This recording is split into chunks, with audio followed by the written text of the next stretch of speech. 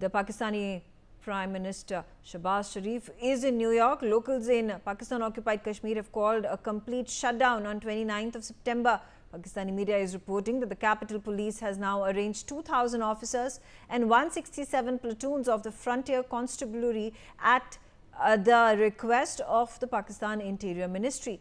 Visuals on your screens from Muzaffarabad and other areas where locals have held protests. Pakistani government, which is in panic, is now assuring the locals that they will resolve all their issues peacefully. Ajay, what's the situation like? Even as Shehbaz Sharif, the Prime Minister, is at the UNGA, he's delivered his speech yesterday. There is an uproar, an uprising that is very visible in Pakistan-occupied Kashmir. Mega, yes, we have seen that how Shehbaz Sharif was once again trying to speak on the issue of the terrorism and other things. But the reality is something different, and that is what, Indian diplomat there, they in retaliation have, in the reply, they have told the world.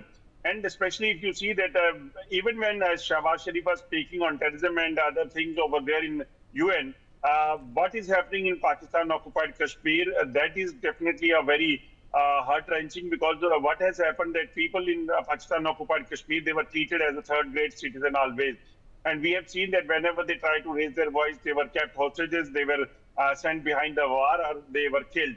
So this is what happening. Females were raped and other things are happening over there. And that is a matter of concern, and people are raising their voice, and they are clearly saying that this is something which shows that how Pakistan is doing human rights violation in Pakistan-occupied Kashmir, which is illegally occupied by the Pakistan.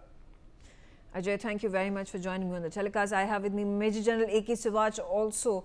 And General Sivach, if we take a look at Balochistan, where there were aerial strikes that led to the death of dozens of civilians in Balochistan, they have come out in large numbers to revolt against the Pakistani government for the ill treatment of the residents of Balochistan. They have been demanding freedom from Pakistani generals living in Punjab and, indiscriminately attacking the Balochis. And here you have, on the other hand, Pakistan-occupied Kashmir. People have again come out. It's an uprising.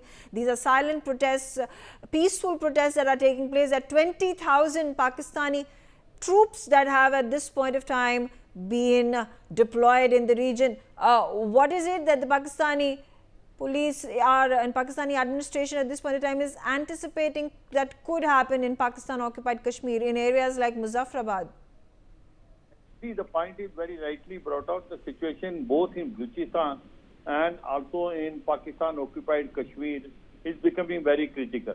If we talk about Balochistan, the BLA is becoming very strong, but the people in Balochistan are feeling they are second-class citizens.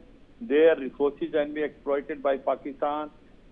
They are rich in cobalt, zinc and copper, but this is what has been made huge by Pakistan government, and nothing is coming to Balochistan people, though they are the largest province with the richest minerals, but these have been exploited by Pakistan as well as Chinese now through China-Pakistan Economic Corridor. At the same time, you see in PoK, people are again in the streets, whether it is Muzaffarabad, Birpur, Dhangar, Dadniya, and Punch, Pakistan Punch, they are on the street, they Chakka Jam and shutter down.